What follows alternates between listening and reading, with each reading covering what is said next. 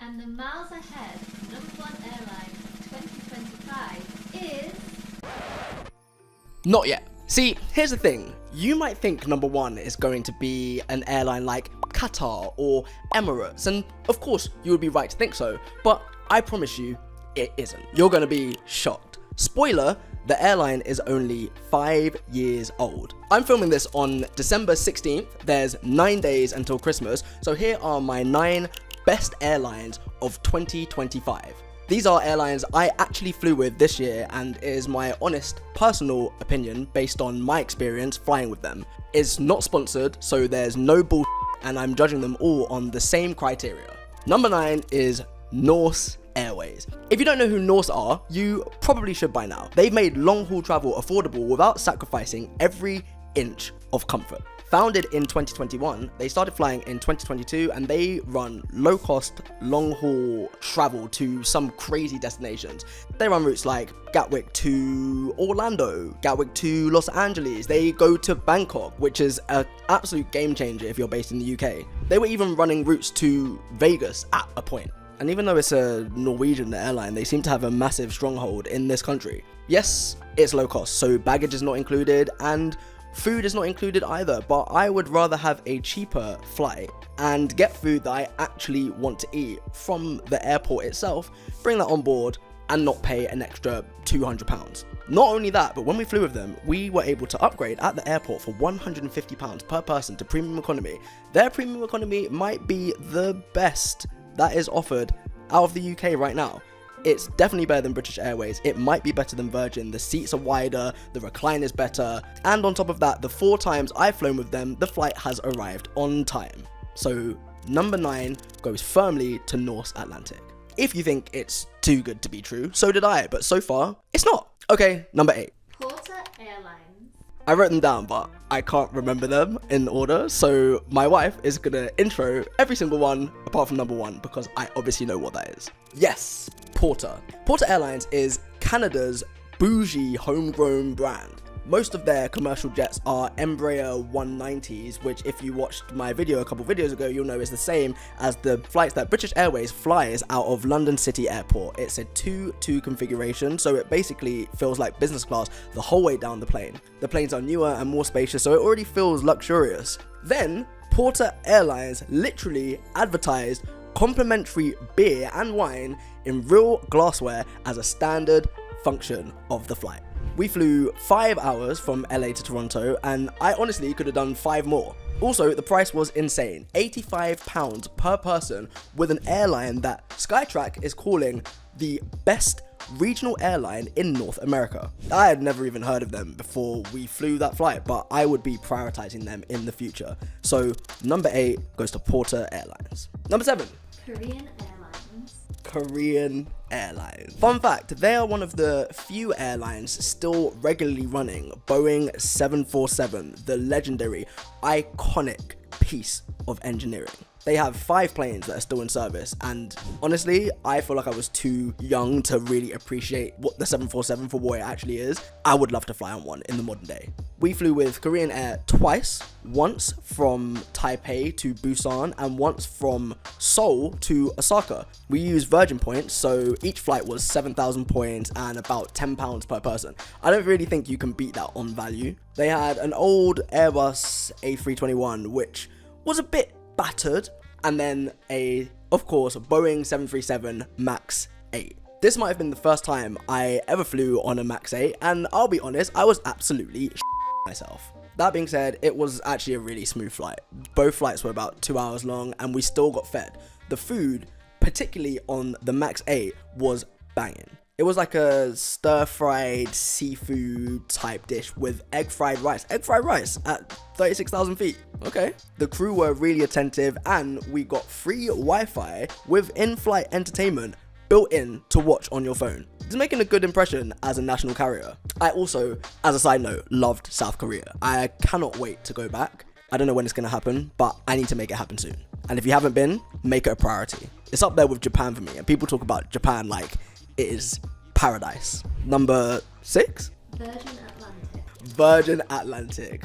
It's a shame that they are not the UK's flagship carrier. For long haul, I would choose Virgin 9 out of 10 times, and the other 1 out of 10 times, I would choose Norse for the price. I just think Virgin is the superior British airline for so many reasons. Let me list them. The lounge. It's got a flipping terrace, an outdoor terrace. Not sure how much use it gets in the UK, probably 3 months of the year, but the fact that it's there, masterpiece. There's also a gym space, and the lounge is nicely decorated, which I think can't be taken for granted, because some of the lounges I've seen around the world are just like an afterthought. You just put a room somewhere, gave it the most basic paint, and then chucked a coffee machine in and got some dusty stale pastries. The cabin, lighting, and decor actually make me feel relaxed. It's one of the most relaxing airlines in the sky, I would say. It might be my favorite in terms of the color and the lighting. I know that's a really weird thing to focus on, but it makes a big difference when you're on a plane that's just got bright white clinical lighting.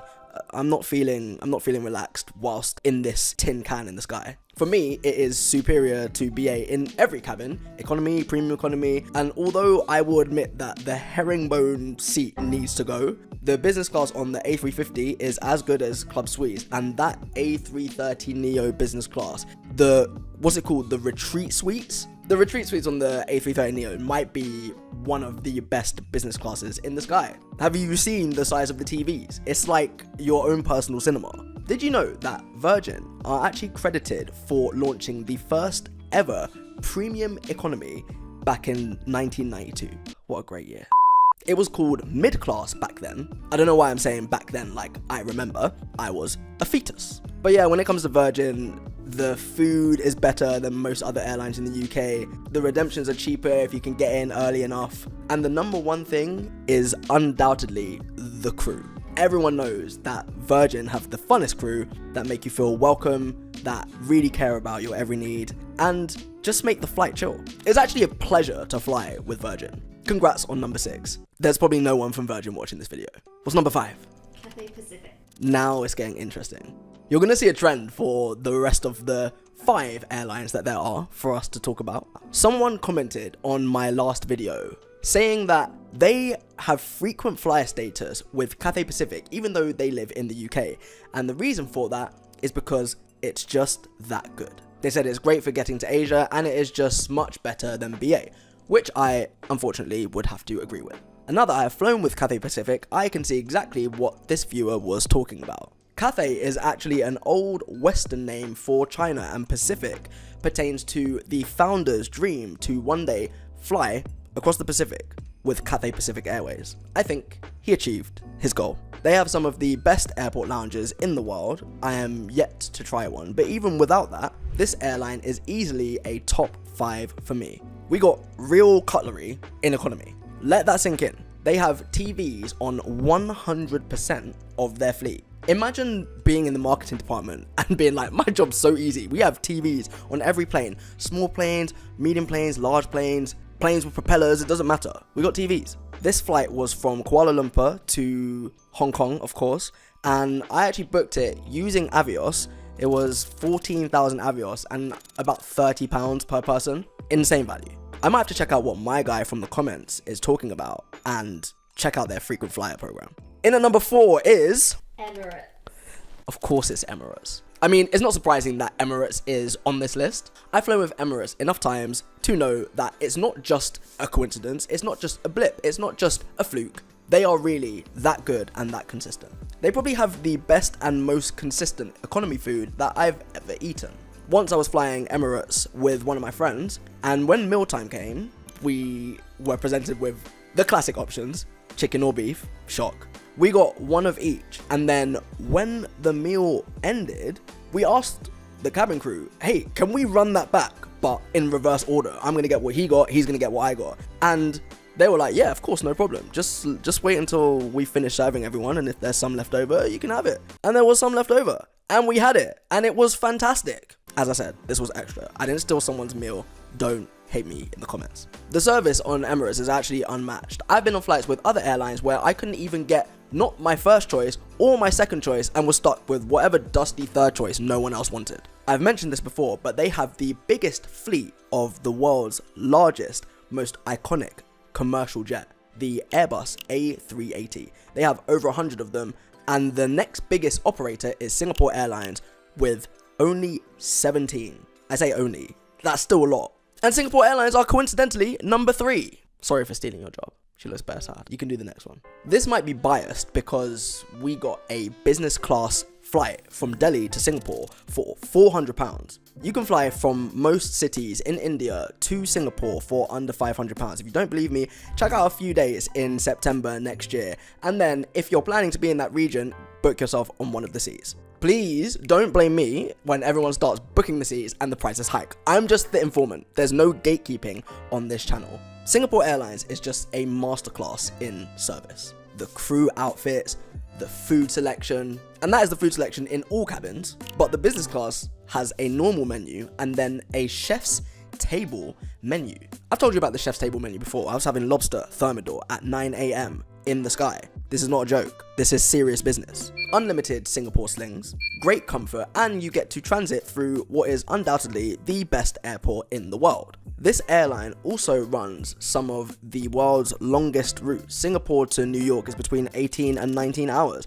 With any other airline, that would be torture, not with Singapore. Number 2, please. Qatar Airways. If you've been here for a while, you won't be surprised to see Qatar Airways in the top 3. You're probably more surprised that it's not number 1. Now that you've seen that it's not, feel free to guess what you think it might be. I will be shocked if you get it. Now back to Qatar. I don't know where to start. This airline has been crowned the best airline in the world 9 times. Not on this channel though.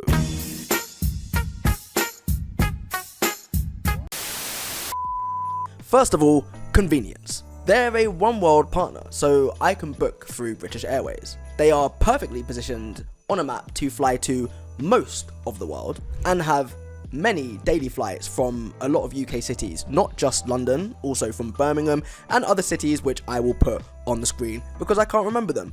But the fact of the matter is, British Airways over-indexes on flights from London, and that's why a lot of British people don't feel like it benefits them to be a frequent flyer member with them. The airport in Doha is crazy. You can transit through that. There have been so many times where I have been looking at a flight connecting to somewhere in Asia and I see that there is a 50-minute connection and I'm like, that is ridiculous. Why would I choose that? And then I choose it because it's the cheapest. And then I get there and it is a incredibly, unbelievably efficient operation. If you've missed a flight with Qatar, please let me know in the comments. The frequent flyer scheme is one of the best. I already covered in my last video that you get airport lounge access with their lowered tier status. No one else is doing that. And it has, of course, the best business class seat in the world, which I am so excited to announce that I am flying next month. Hit the subscribe button if you want to see how that goes. Or if you just want to see me live out my dream. So of course, Qatar Airways, number 2. Now, I'm not going to do a dramatic build up over this. As I said, no gatekeeping on this channel. Number 1 is none other than Taiwanese newcomer Starlux. Haven't heard of them before? Neither had I. I was just looking for the cheapest flight from Macau to Taipei, and they came up at a ridiculous price, so I thought, okay, let's give it a go. And I'm so glad that I did. They have an exceptionally young fleet. A321neos, A330neos, A350s, with some 1000s on order on the way. All Airbus, we love to see it. I'm not boycotting Boeing or anything, but you managed to fix up the safety record because it's looking mad in the last few years. As all the planes are new, you can imagine the interior is fresh. It's not just fresh, it's classy. I love the colors. The colors are very unique. It's like a bronze, gold kind of color. It feels premium. And it doesn't just feel premium, it is premium. It was the first time I had a TV on a narrow body jet. I know if you are based in the US, that is a very normal thing. In Europe, it's not. If you don't bring your phone or a laptop or an iPad, you're staring at the back of your neighbor's head for the whole flight. 2 hours, 6 hours, doesn't matter. Why is that? I'm actually gonna research why that is, and I might even do a video on it. The aforementioned TV was super responsive. It was a great quality screen, like high definition, great entertainment options to choose from, and free Wi-Fi, which they appropriately named Galactic Wi-Fi. We got a free meal on a 1 hour 30 flight, which was super tasty and really balanced. You're like, why is he talking about balanced meals? Are you not sick of going on planes and it's bread and then something super carby and then meat, and you're like, where's my fruit? Where's my vegetables? What's going on here? I'm not a liar. And we got real cutlery, and they even gave me an interdental device to clean my teeth afterwards. The toilets had premium branded amenities inside. And as I said, the colour scheme is fantastic. It continues all throughout. £62 per person. I cannot rave enough about this airline. They are actively pursuing a membership with the One World Alliance in 2025, which is coming to an end in 2 weeks, so they need to hurry up. That would be incredible. I would go out of my way to fly with them, connecting via Taipei to get anywhere in the world just to fly with Starlux. And that's it. That is the 9 best airlines that I flew with in 2025. Let me know if you've flown with any of the airlines. Let me know if you disagree with this ranking. And let me know if there's something else that should have been in here that I've missed. As I said, this is just airlines that I've flown with within this year. So I, of course, can't fly with all of the airlines in the world. But I don't know. It's shaping up for an interesting 2026. If you're still here at the end, I appreciate you so much. I'm Jordan. This is Miles Ahead. Please hit the subscribe button if you want to see more content like this. Merry Christmas, Happy New Year, and all of that good stuff. See you on the next one. Safe!